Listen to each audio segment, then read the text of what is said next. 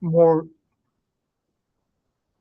I just got a notification. Sorry, a very loud notification. One of the ways that this long-range interaction is occurring to form these coherence domains is via interactions with the quantum vacuum structure. Namely, the quantum vacuum. This is referring to among other kind of oscillator activities, the 0 point energy. So this is synonymous with like the 0 point field. But when there is a coupling of water molecules with the quantum vacuum structure, you have a transfer of 0 point energy into the water hydrogen bond network. And so this is a transfer of vibrational energy, in some instances, electromagnetic energy, which then serves as this kind of long range mediator of interaction so that the molecules become highly correlated and can form patterns, long range structure, liquid crystalline phase. So that's one of the primary ways that we'll be working with Dr.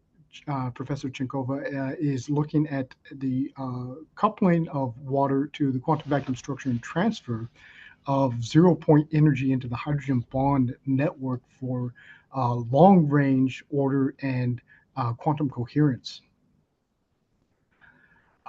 So Rick, you brought up this REM model. Yes, relativistic expanding mass. And if you read that, I prepared it. It's rather long, but it's a big question. Oh, okay. Oh, this is the question. Okay. So the so relativistic expanding mass, uh, Yes. and to unify general relativity with quantum field theory. Okay.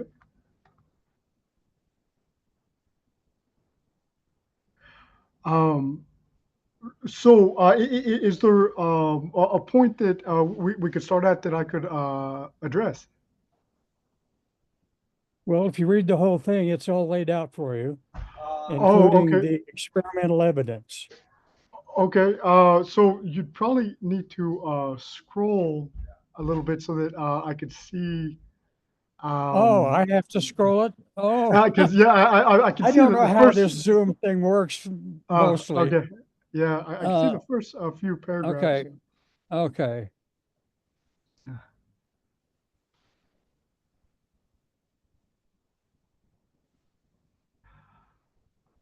Okay.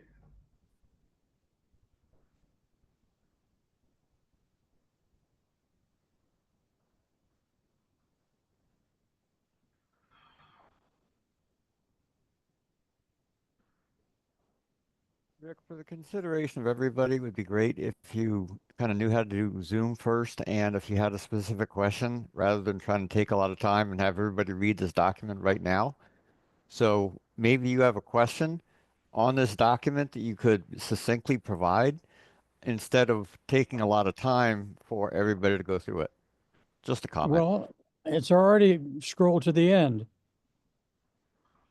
It shouldn't take Well, much more the time. only thing that we're seeing is REM model right at the top. That's all I'm That's all seeing. you're not seeing what I'm scrolling? No. I think you need to turn off the screen share. I see it. I see it scrolling. I'm at the end. So does this imply directly what the name says? So a expanding mass. Yes. You're looking at a continuously increasing mass. Is this in regards to like fundamental particles?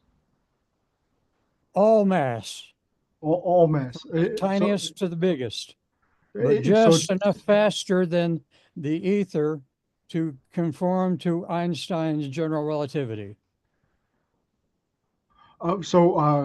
Continuously increasing mass of all particles, Yes. and I guess it would be that if they're all increasing uniformly, you couldn't necessarily see that it's continuously increasing because you're comparing them to each other, and you don't necessarily see that the mass is continuously increasing because everything's increasing by the same amount at the same rate. Would that be the idea?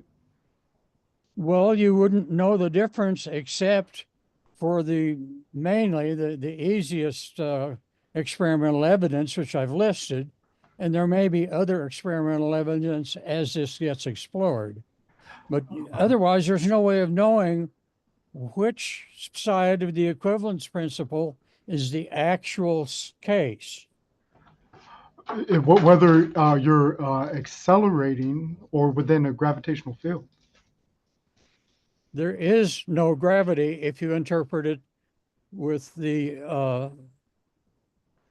As just pure acceleration. other interpretation that that mass is expanding, that the surface of the Earth is rising up, like an accelerometer says it is. Yeah. Okay. So that the equivalence principle, which says that uh, you can't distinguish between being in a gravitational inertial frame and being in an accelerative inertial frame. So Precisely. essentially, you can't distinguish between, let's say you're in a closed container and you're experiencing a force, a G force. You couldn't, without some kind of way to measure outside of the, let's say, totally opaque container, you wouldn't be able to say, am I experiencing this force because I'm in a gravitational field, or am I experiencing this force because the container I'm in is accelerating? But so you're saying that um, that there is no G force, that there is no gravitational force, that it's all acceleration. Yes, Uh, th- th- exactly. that's a really interesting concept because uh, you know there are models in which you can consider space-time as a kind of fluid, and in that way, uh, space-time, like around a mass, is actually flowing almost like water down a drain, almost like a water vortexing down a drain. And so, in a certain sense, that is space-time accelerating down I it. disagree with that. I disagree Oh with yeah. that. If Uh-huh. you see all these images of a flat picture with a ball in the middle pushing it down, that's wrong. Uh-huh. Einstein very clearly in general relativity says that it is compressed. Uh-huh. The Uh-huh. ether, he didn't dare call it the ether at the time, but the ether is compressed by the expanding Earth in every direction. And Michelson and Morley, before Einstein proved that the local uh, velocity of light is the same in every direction, which means there has to be an ether. And that's where I'm coming from.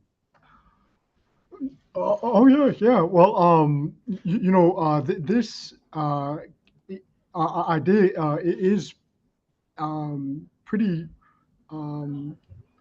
compatible with the idea of a kind of substantive energy of which space is comprised. And in the 19th century, this kind of substance would have been called the luminiferous ether. In more modern times, it's called the quantum vacuum energy density. But I would agree that you have to consider space-time as a substantive medium in that way, and so A even fluid when you're medium, actually. Yeah. yeah, yeah, and when you're actually looking at the Einstein field equations, they're talking about pressure and like a compressible fluid when they're even Yes. talking about matter. Yes. Yeah, yeah. Uh, so the relativistic expanding mass, the one of the ways that this would be observed is if you were on a large mass like the Earth and you're on the Earth's surface, you are actually accelerating up, is what you're saying. Yes. And that's what an accelerometer indicates. Yes, yeah. And It's I've got one, and I worked it's I verified that, and it's if the free fall object, a free falling accelerometer, registers 0 acceleration, and Galileo demonstrated that different masses fall at the same acceleration, which is in great accordance with what I'm suggesting. mm-hmm. The Earth Well, crashes into the stationary objects. yeah, it's a really interesting concept. I think that it definitely deserves some consideration because, in a certain way, this offers a simplification of relativity with your relativistic expanding mass, in that you lose some of the let's say, confusion that could occur around the equivalence principle. Oh, sorry, just one moment. I'm sorry to interrupt. Oh, it's okay. Yeah. Hi, all. Sorry to interrupt. Just a quick administration question for William. Thanks for joining. There is a second waiting room apparently with 128 people in it and people trying to get in. Do we know how to get the other people in? So I would have Sorry, to enter in all this information. So Okay, so there's no way to send it to these people. So um, there's apparently 2 waiting rooms and people trying to join you who aren't on the call right now. okay, yeah. 128 people right now. Okay.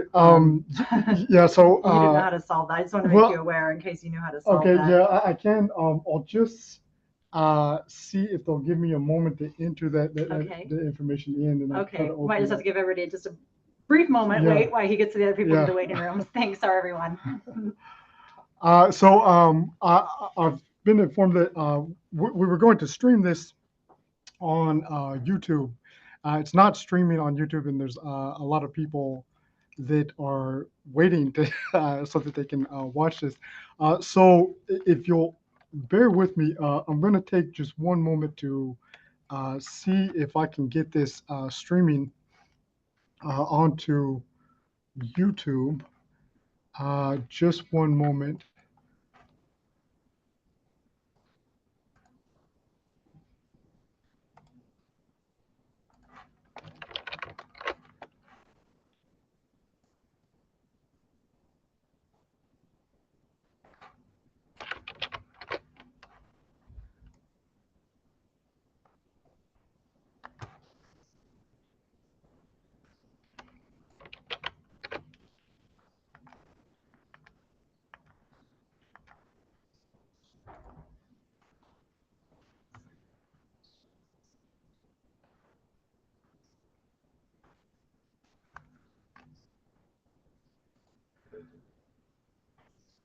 All right, so I apologize, but for our first session here, we're working through a couple of technical issues.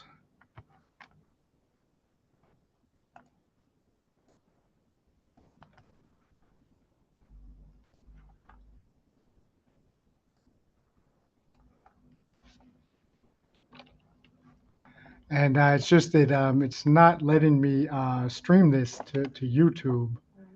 We can notify them? Yeah, because it's saying I don't have permission.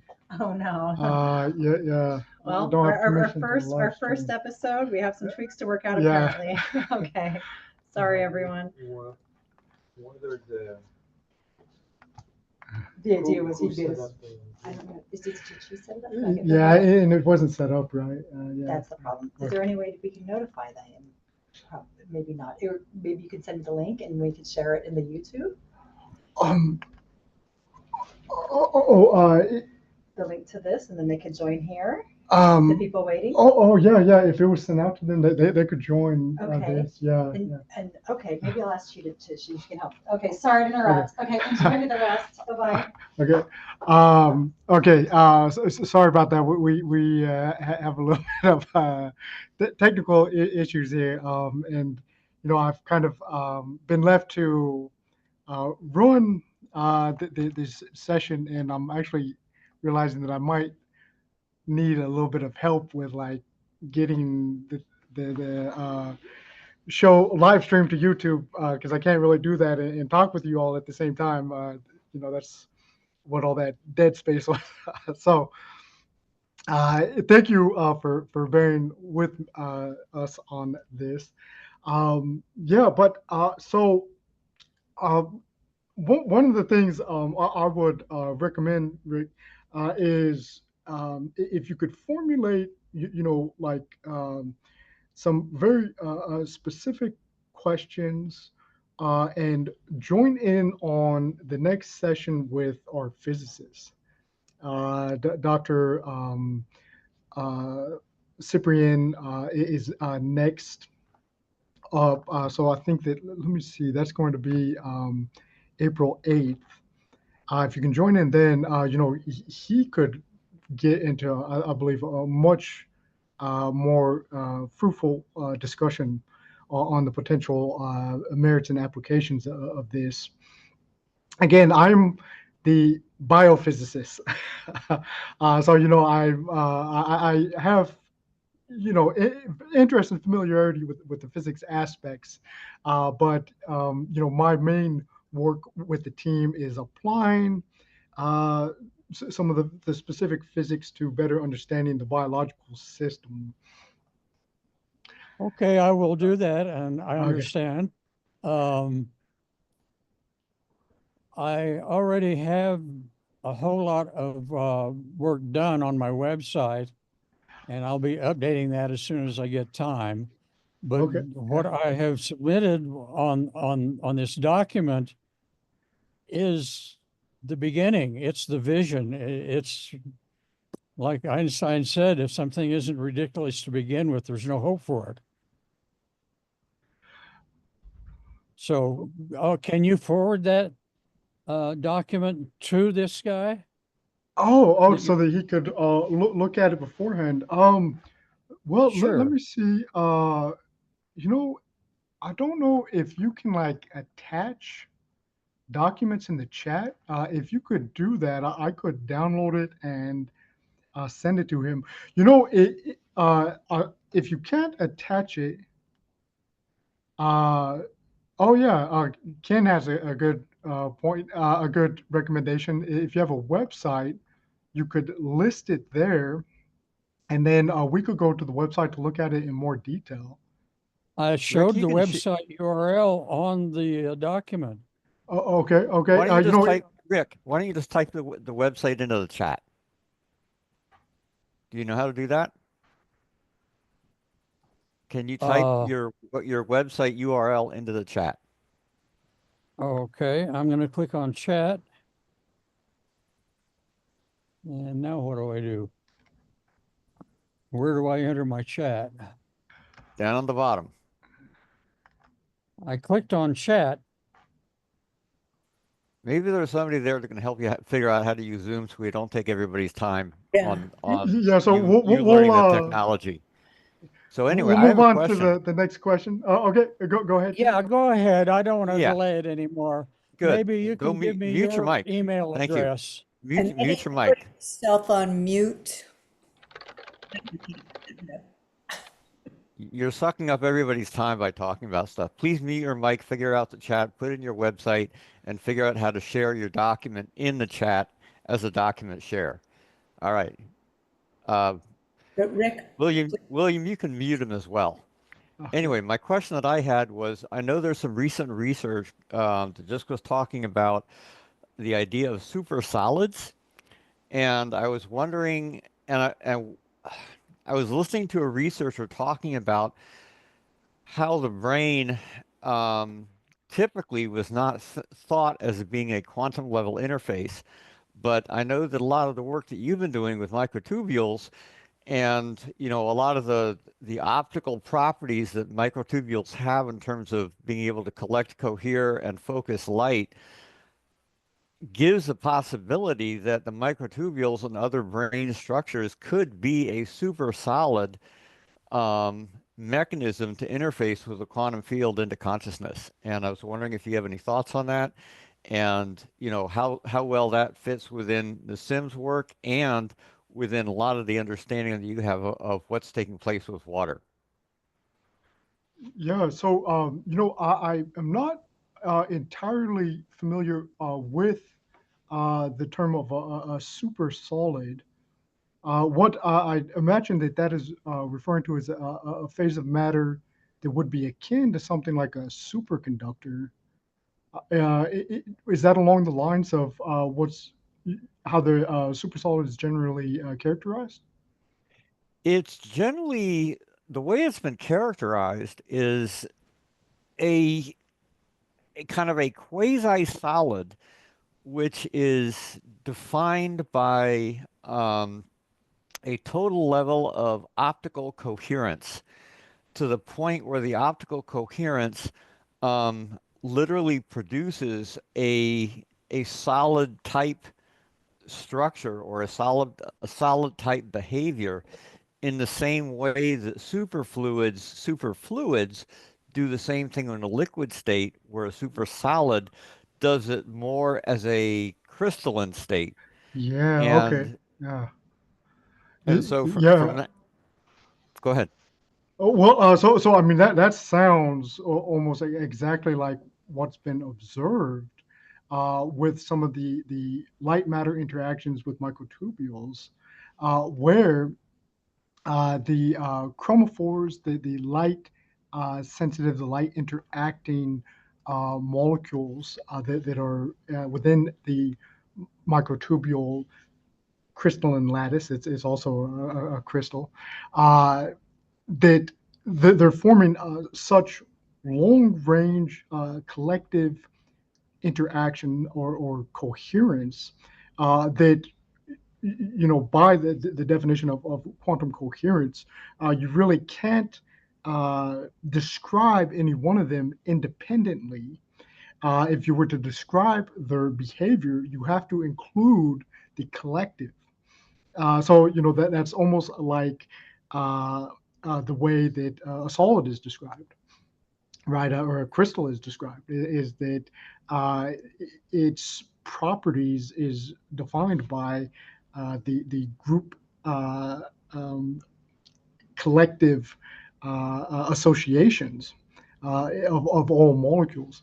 I think that's a very useful type analogy, useful type description that you could consider the action of the light matter interaction of microtubules as a observation of a kind of a super solid type behavior of the microtubules. Whereas, if it was a fluid, you might call it a superfluid interaction when you have that long range collective coherent type interaction.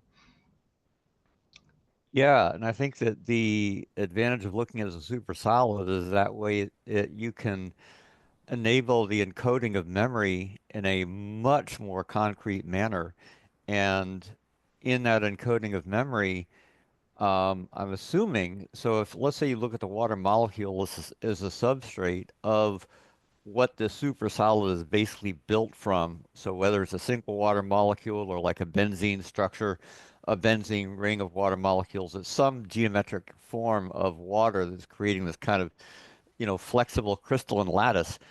You're how would you then define like the level of optical frequencies that would be able to interact with it? Would it basically be kind of like a harmonic scale? You know, so you'd have your kind of root frequency and then harmonics above that. Um, if let's say that you had, so let's say for example that you have, you know, either like a tetrahedral or whatever structure of water molecule you want to use, multiple water molecules, would that structure have a fundamental frequency or would it have like a whole cascade of harmonics that could be used as kind of like um, I/O interfaces into that structure to either glean a certain level of intelligence, to try to allow itself to be entangled with other water molecules down the road? So how would that I/O interface um, actually take place if you have any thoughts on that? Well, so if you're talking about the water interaction with the benzene ring structures on microtubules, this is occurring at uh, a very specific set of frequencies. It's actually what's called a triplet of triplet frequencies, and these were directly measured by one of our colleagues, Andrew Bandyopadhyay.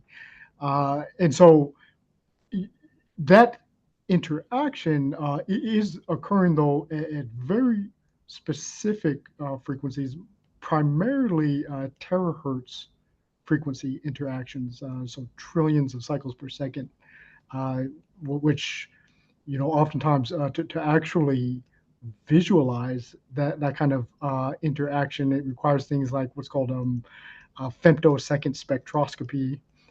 So um, uh, if you're taking pictures, let's say, or capturing photons that's occurring at extremely short time scales and extremely fast interaction times. Primarily in the terahertz frequency range, but there are in fact harmonics, over harmonics, subharmonics of that primary terahertz frequency interaction. And that's where this kind of triplet of triplet idea comes in, is that let's say it's terahertz. You can have some interactions that are in the quadrillion hertz range, and some that are in the gigahertz range, and those are occurring at harmonics of that primary terahertz interaction. And then that's forming resonance chains with other triplets going up and going down. And what one of the things that we're looking at investigating is how these resonance chains form a nested architecture of polyatomic time crystals, so that it's connecting triplet to triplet, triplet to triplet, going down in scale, so smaller and smaller size, which is higher and higher frequency, until you get to the ultimate frequency, the fastest frequency, the Planck frequency, which is its interaction time is at such that you're talking about quantum harmonic oscillators that are at the Planck energy density. But then scaling up from that in harmonics, forming this resonance chain of coupled oscillators.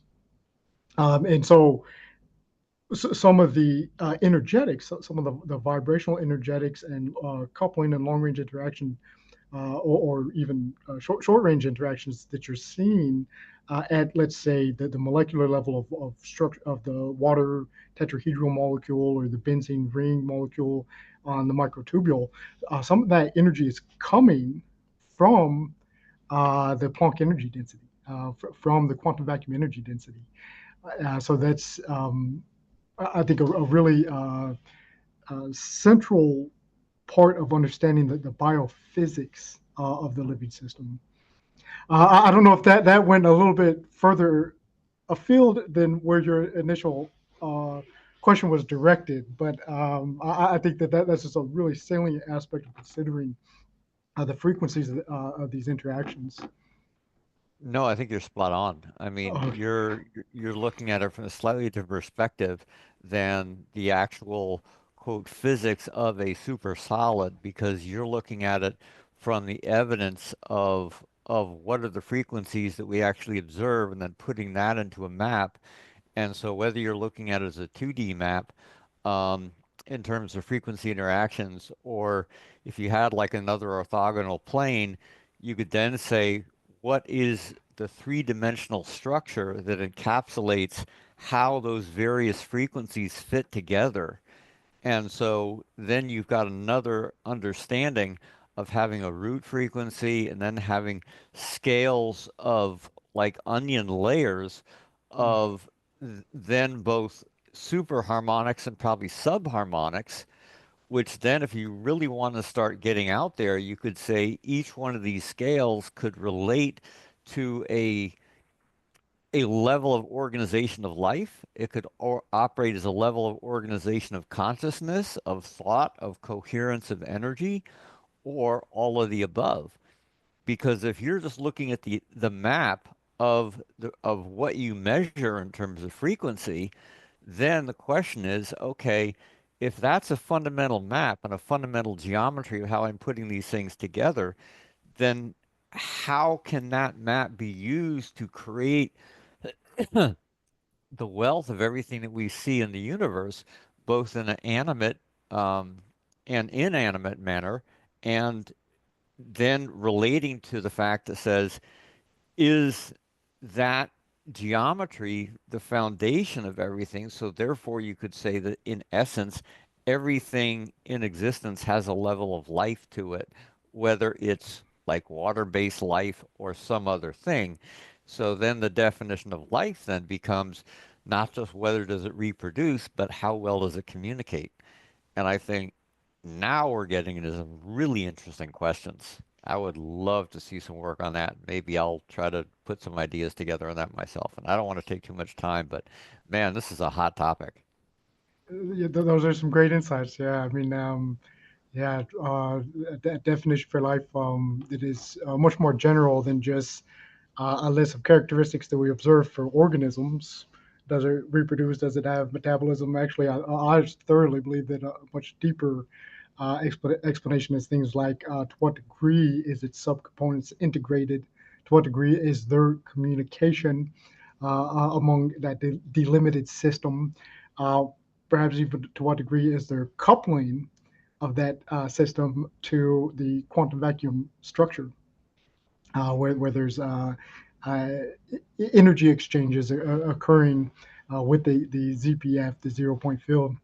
Uh, Definitely some insightful considerations there. I would really strongly recommend checking out some of Anirban Bandyopadhyay's work because a lot of what you're just describing is he's publishing right now some really fascinating work on the exact thing that you're describing there. We have some upcoming work that will be published on that we're really excited to share soon. But he's developed what he calls a self-organizing mathematical universe model, which has to do with describing some of these patterns of how frequency and resonance connects across a scale, and describing it with like tensors and this whole mathematical structures. It's really interesting. So I'd recommend maybe checking out some of that work. It seems like it's right along the lines of what you're thinking here. Thank you, as always, Ken, for the excellent questions and insights. We might move to the next question before totally run out of time. Yeah, go for it. Also, if you could put that name in the chat, or if you've Oh yeah, referenced yeah, okay, yeah, if you've because referenced any of the work, maybe do one of the papers on the ISF blog or whatever it is you got there. That'd be okay, great. yeah, yeah. I do have some articles on his work. One of the more um, I guess you could say, popular ones is that electromagnetic vortices observed coming from the microtubule filamentary bundle within the neuronal axon. I think that's actually the length of the title. I've gotten much better on the titles for the articles. But that's one to check out because you'll get a good idea of some of his work. A lot of it is observational, empirical research, which is really great, always useful to have. And you'll also find links to some of his other work. I'll put his name in there. Yeah. Thank you. I yield. Yeah. Okay. Thank you, Ken. Is there any questions that somebody wants to jump right in with? I can choose one from the comments section. If not, Yeah, can I have a question, sort of a follow-up on the water conversation? yes, yeah, go ahead. Recently, I listened to a video with Veda Austin. I don't know if you know her. She's worked a lot with water. I think she's worked with Nassim in the past and with Robert Grant. And The name isn't familiar to me. it's a lady from Hawaii. And in the Oh, conversation, she was saying that actually water has a fourth phase. It's plasma. And that in the body, it occurs in a different phase to be absorbed and used in the body. And I don't know if that gives you, it's very cursory, my understanding of it. But I was just wondering if you heard anything more about that, because that might link into how it actually works and it has memory. So she's shown us all these frozen pictures of water, sort of like Miyamoto, I think was his name before he died. He continued to work. And the water will memorize what she talked about before she froze it. And she'll show a picture of Lincoln, and the water will show like a picture of it's incredible stuff. And so, was talking about sort of the intelligence of water or the ability to remember and how it occurs in the body. So it's really a general question if you know more about that. Well, I can speak to the concept of water existing as a plasma. Um, this is problematic to characterize water as existing that Mhm. way because one of the things that characterizes a plasma is that it's had so much energy brought into it that the electrons have disassociated from the nuclei, and the nuclei have disassociated from each other. So, for water to exist as a plasma, you'd actually be talking about um, an oxygen hydrogen plasma, and actually that Yeah. would be extremely combustive, extremely Yeah, I reactive. found it very strange too. That's why I'm Uh, asking. But yeah, she talked about how the molecules are separated in a way, but they still yeah, exist, sort of the male female uh, of the balance. So, yeah. like I said, Well, I'm just asking for, yeah. yeah. Well, I mean, in a certain sense, you do get a ionic characterization, ionic property of the water, especially in the biological system. Mm, And although it's not technically a plasma, I see how you could kind of by like an analogy characterize it in that way. Just that actually one of the reasons why water is so central to biology is that it does actually mediate the exchange of electrons and protons. Uh, uh, so oftentimes you do have delocalized protons within the water hydrogen bonding network. And so you've got protons freely moving around. Did you say That's localized or de delocalized? delocalized. Delocalized. Yeah, Okay. you have delocalized protons. So that's again going back to the water does exist in a fourth phase in the cellular system, a liquid Okay. crystalline phase. And what Oh, happens but is not plasma. not plasma, but I mean I could see how let's say maybe loosely you could characterize it that way, but technically not a plasma Mhm. because, if we were talking about a real plasma, let's consider you've got the oxygen and the two hydrogens, so H2O. Uh, the amount of energy that would take to get that into a plasma state, one of the first things that would happen was the hydrogens would dissociate from the oxygen. You no longer have water. Now you've got O2 and H2. Okay. Now you got oxygen gas and hydrogen gas. Then you to get that into a plasma, you keep adding energy. The H2s separate, the oxygen separate. You keep adding energy. The electrons start peeling off from the Mhm. orbitals of the oxygen, and hydrogen has one electron, so it pops right off.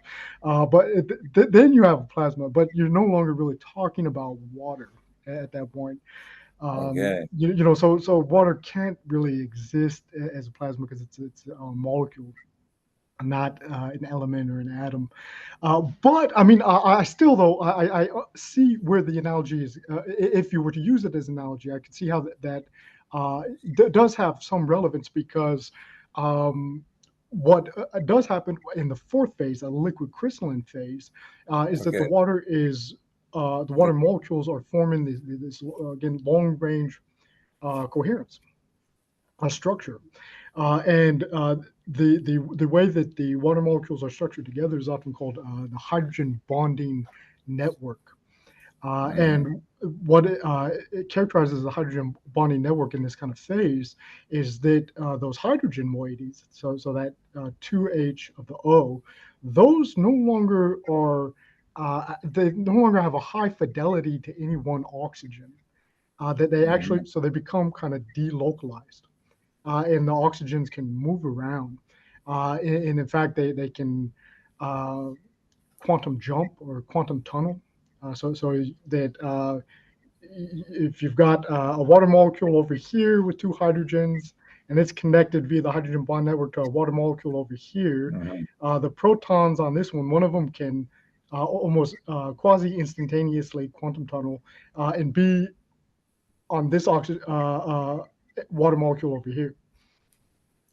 And so this has very profound implications because it Yeah. means that you can have almost like a superconducting state. It's actually called ballistic conduction of protons through the structured water network of the biological system, and that has been proposed and explored as a possibility. So you're saying there is a fourth phase to water, but you wouldn't call it plasma, you would call it liquid crystalline, Liquid which crystalline, yeah. is that like a higher energy form of water? Is that something that the body needs in order to be able to absorb the water? Yeah. So, in terms of this fourth phase of water, it's been observed. I've observed it directly in our Oh yeah?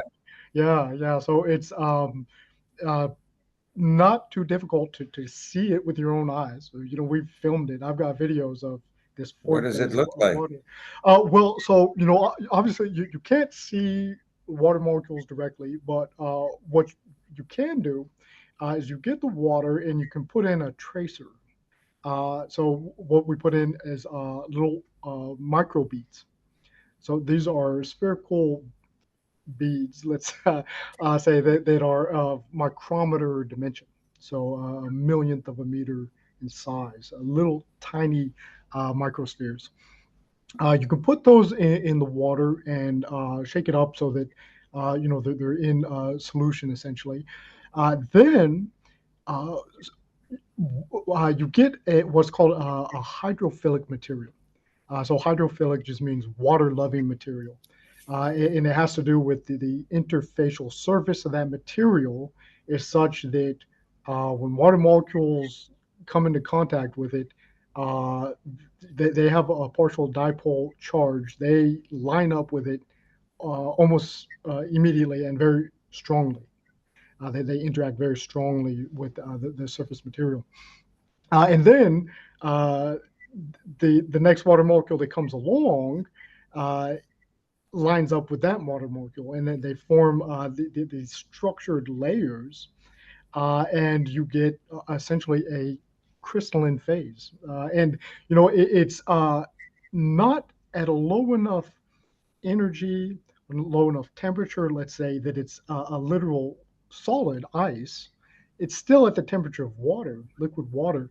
And if that material is brought away, it go right back into the liquid state. Well, maybe not immediately because there is You gotta water have the memory. steam phase in between, don't you? No, no, no, no. So, that would be conventionally the third phase, but Right. that's once you've introduced a tremendous amount of energy. So, we're at a much lower pressure and temperature than Okay. So this is what a you need for fourth steam. phase between liquid and vapor. No, between liquid and solid. Between liquid and solid, I see. Yeah. So So then yeah. it's essentially it's a liquid that's behaving a little bit more like a solid than it is a liquid, and when that happens, you can actually this liquid crystal as it forms, it starts to push out the microspheres, and you get an exclusion zone, and you can see that with a microscope. You Oh, can I see it with see. your own eyes. You can film it, and so actually, the fourth phase water also has the name of exclusion zone water because of its propensity that it's behaving a little bit more like a solid than a liquid. So large micrometer-sized beads can actually diffuse through it. It's a state that is observable, and it's key to the biological system. Water Mhm. in the cell exists in this phase when it's Right. healthy, in a healthy state. Yeah. So that was the key point: is in order to be able to absorb water into the living system, something has to happen to it. And it sounds like this is it. I thought it was the other way. I thought it would be higher energy and higher frequency to absorb into the body, but you're saying it's actually below the liquid state. Well, but in terms of the energy, this is an interesting consideration because, I believe that in that liquid crystalline phase, it actually holds more energy than in the random, uh, purely bulk water type phase. So, although, it's existing in between the phase of a solid and a liquid. It's not there necessarily because of like a specific temperature, i.e., energy level that it's at. It's more just that the way that the water molecules are ordered, Okay. which that they can be ordered in such a way that they are forming a structured organization, but they're holding a lot of energy within that hydrogen bond network potentially. Okay, got it. Okay, thank you. Yeah, thank you for the question. Yeah. So there's even some theoretical studies on how structured water, exclusion zone type of water, could have been the precursor to the cellular membrane, because this is something that could have formed naturally, formed easily, and it would have localized uh, the metabolic and genetic machinery of the primordial cells, and then eventually, it's forming a semi-permeable membrane. But then eventually, the cells start to actually form real plasma membranes, lipid membranes.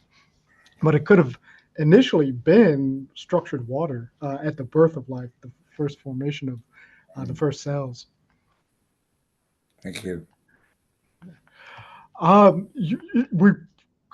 have time to take at least one more question. I mean, we're at the 1 hour mark, but because we kind of had some technical difficulties, I feel like we didn't get a full session in. So if there's uh, time enough, we can take one more question.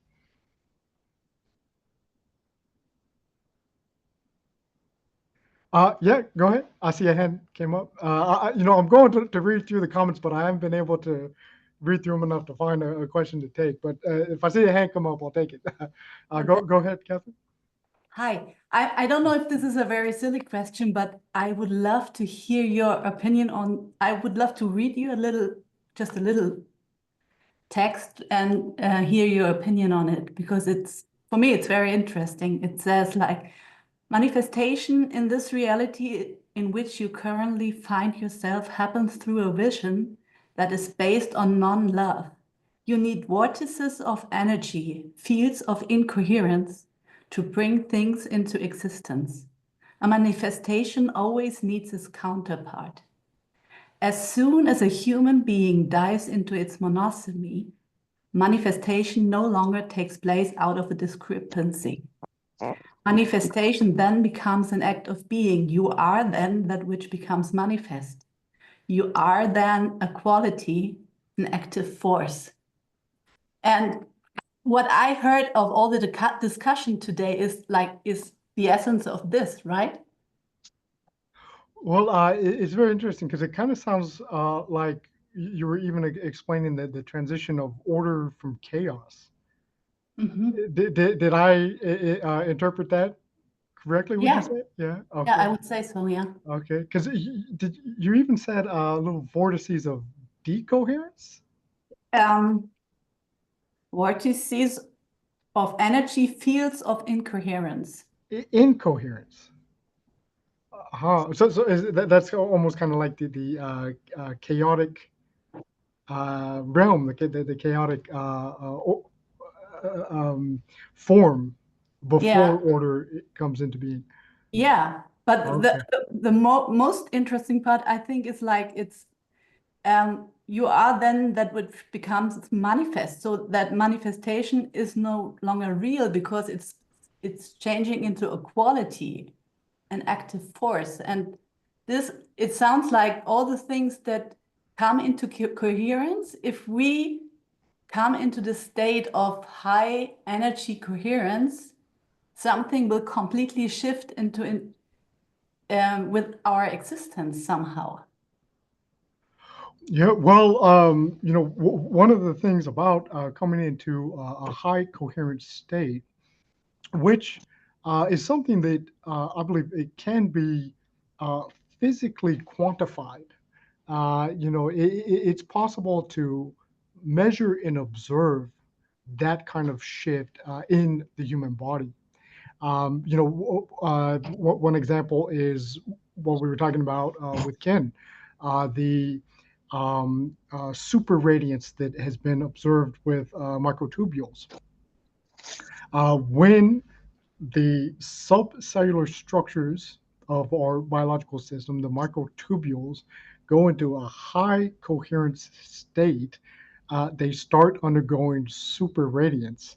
That means that when they emit light, you've got the microtubule, and it has little units, little subunits all along it, chromophores. When they cohere and begin acting in a collective fashion, they all emit light collectively. That's super radiance. And so it's highly coherent light, almost like a laser light. So that is a quantifiable, observable shift that can take place. Whereas before, when you're having the constitutive light matter interactions that are occurring within our cells all the time, whereas in a more what you would describe as a field of incoherence, so in a more like a decoherent type state, you don't have this synchronization. You don't have this synergistic type action. But when you go into a state of high coherence, you can actually measure and observe the subsystems of your cell, the constituents of your body are shifting into a more collective, synchronized, orchestrated activity. And you could like even measure increased super radiance, increased coherent light emission from your cells when you're in that state. Mhm. And one of the things that we're uh, researching here, investigating here, is how that kind of, let's say, phase shift to a high coherent state corresponds with increased coupling with the quantum vacuum structure. We also we have a specific term for the kind of information and energy exchange that occurs within the multiply connected quantum vacuum structure. We call it space memory. And so the more closely that you are coupled with that space memory field, uh, the higher the potential for you to undergo that kind of phase shift, which is observable and even quantifiable. Wow. Great. Thank you for that Oh, answer. yeah. Thank you for sharing that kind of insight there. Yeah. Oh. Well, okay. So we are uh, over the allotted hour, but I see one more hand up. Jeffrey, did you want to close us out here? Close out the session with us. Well, yeah, I'd love to, William. A lot of problems. I was over at YouTube for a while and didn't get the Zoom link, so hopefully I can get that straightened out. But I'm so glad I'm here. And one of the things, of course, that's been exciting as proof of the unified field and the space memory network that's coming into the collective are the telepathy tapes where these savant autistic children are totally communicating through the field perfectly, 100%. And of course, that's the Diane Powell, Diane Hennessy Powell, the Dr. Diane has brought all that research in and is now being documented by Kay Dickinson. That is, to my mind, is just the absolute wonderful scientific proof of the space memory network and the unified field.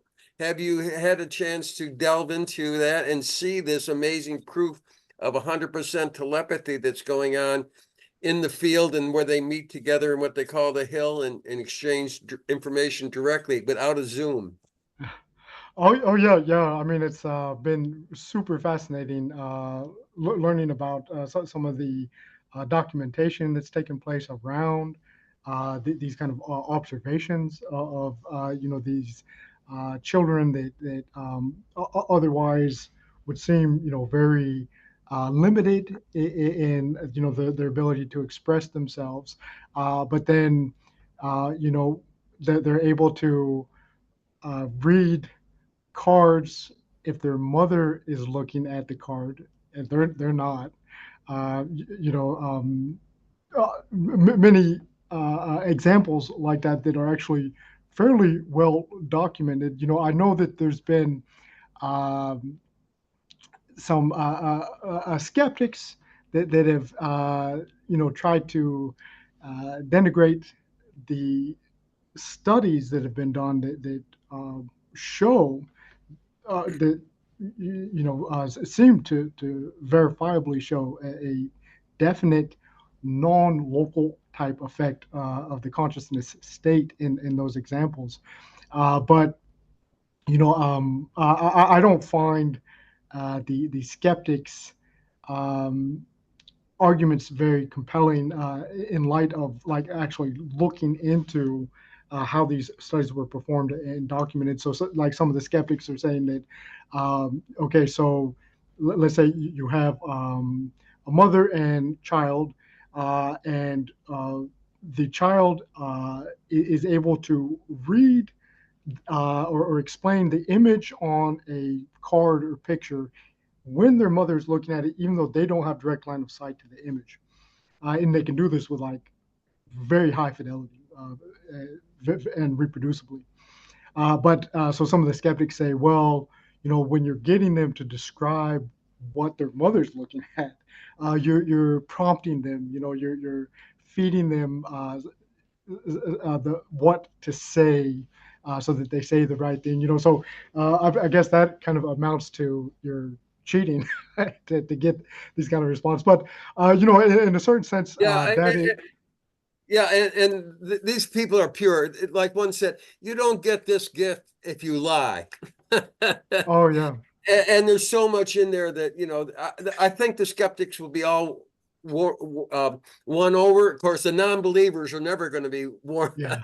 There's Well, what it comes down to is that if you're following a strictly neurocomputational model for how consciousness emerges, that's a computational functionalism, that consciousness is the result of computations within neurons of the brain, the human brain, kind of specifically.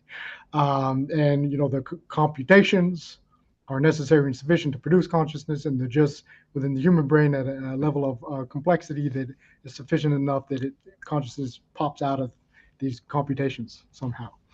If you're of that perspective, something like a non-local interactivity like telepathy is just impossible. So if somebody is doing a study and documenting it, something is wrong with the study. Either somebody's cheating or somebody's misinterpreting the data. It's just, if they're showing a positive result, it can't be that, because just a priori, it's impossible. But one of the things to consider is that the neurocomputational paradigm for consciousness is almost certainly wrong.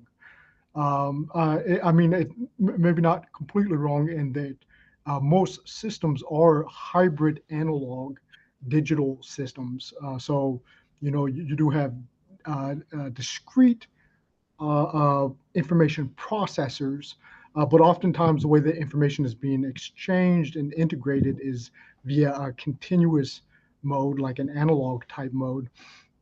So you do have some elements of computation occurring within consciousness processing. So it's not 100% wrong. But one of the key factors that the neurocomputational paradigms, it's a whole set of different computational functionalist approaches.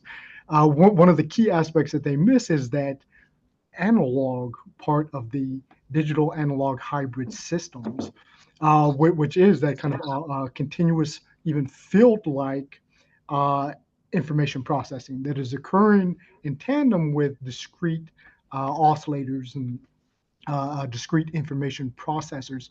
You can see this most evidently in the brain with you have neurons that are firing, so those are your discrete oscillators, but they're firing in a synchronized manner and generating a field, an electromagnetic field.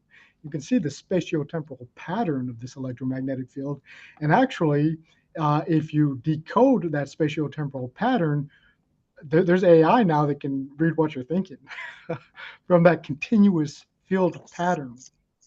Right, and it's probably that continuous field pattern that is in part interfacing with the universal field, the quantum, the vacuum of the electromagnetic field that is quantum entangled with everything.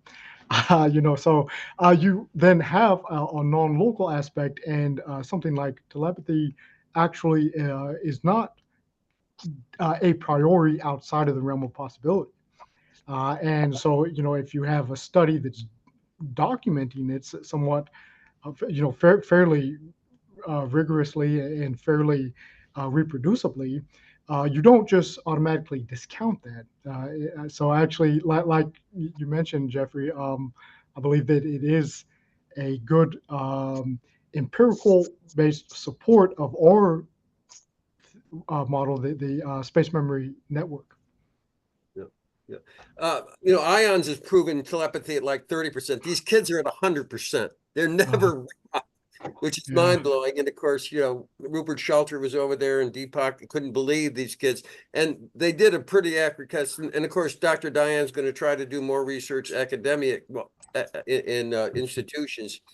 So I think it's a big step forward for breaking down the old paradigm of materialistic worldview, and I think it just goes hand in hand. I wonder how much that's going to be discussed at your conference in Barcelona about these telepathic information coming out. I wouldn't be surprised if that was a topic in more than one of the conversations.